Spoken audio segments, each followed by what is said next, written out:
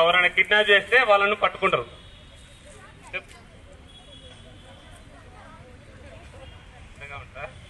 ప్రజలకు అండగా ఉంటారు.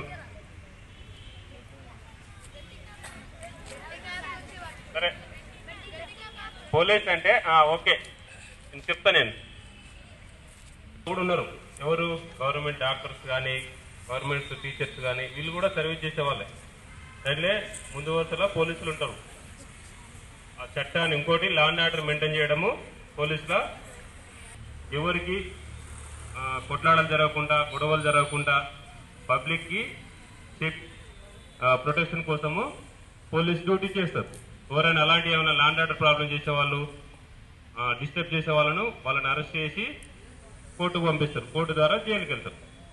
ఇంకా ఏమైనా దొంగతనాలు చేసే వాళ్ళు ఉంటే ప్రాపర్టీ అఫెన్స్ కానీ, అంటే దొంగతనాలు కాకుండా చూసుకోవడం, దొంగతనం ఎవరైనా చేస్తే వాళ్ళని అరెస్ట్ చేయడము, ఇవి సెకండ్.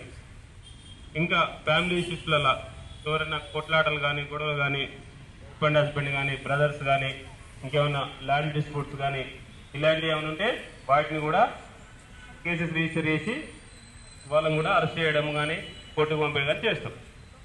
ఇదొకటి.